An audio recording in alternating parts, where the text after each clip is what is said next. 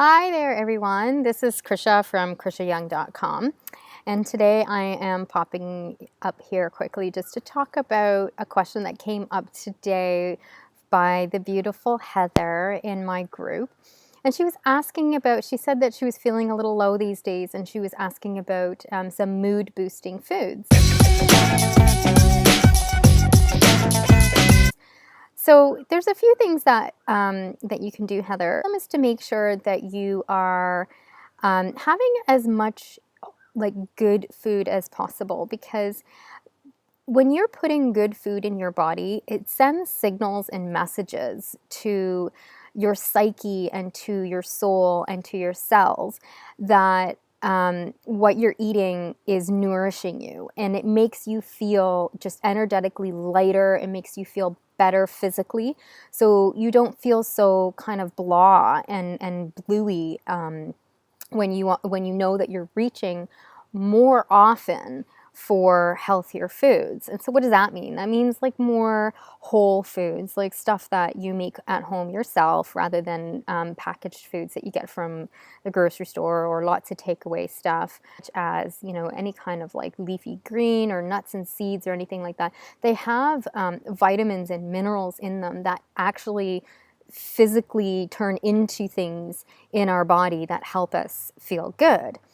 Another sort of practical thing about feeling good is that it comes from, you know, serotonin, which is a neurotransmitter that is actually made from amino acids. And amino acids is basically protein. So whenever you're eating protein, whatever it is, an egg, fish, meat, edamame, tofu, or tempeh, or whatever, even vegetables, that gets broken down into its minutiae form, which is amino acids. And then those amino acids are eventually, they go and do many things in our body. But one of the things that they do is create neurotransmitters in our brain. So like I was saying, serotonin and dopamine. And those are, you know, our get up and go and our feel good neurotransmitters. So without either adequate protein or adequate digesting of protein, then we're going to have that, you know, not feeling so great feeling. And that's kind of like the more science techie side. And then I just wanted to say, like, somebody had commented on that very same post in my Facebook group about wine and chocolate. And yeah, like, wine and chocolate can make you feel good. And if that's something that you want to imbibe in, then by all means. It's all about moderation. Everything in this world is about moderation. And obviously, you know, an entire bottle of wine by yourself, that's not going to make you feel good. Well, it might make some people feel good, but, you know, it wouldn't be, you know, high on my list of recommendations, let's just put it that way. But a couple of glasses of wine or whatever, you know, if that's what makes you feel good, then that's fine. But some people, you know, it doesn't make them feel good. So you have to find something else that makes you feel good. And one of the things that I was thinking of was, you know, just whatever your favorite meal is, right? Like, think about your most favorite thing that you love to eat.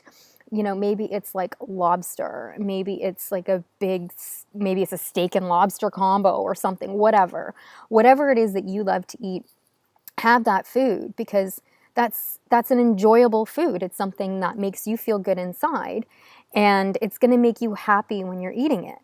Now, emotional eating aside, so that's a whole other topic, a whole other discussion. We're not talking about you know, reaching for something to mask your feelings here. We're talking about enjoying something that you really enjoy eating without the associated guilt that spirals us into feeling bad about whatever it is that we've just eaten.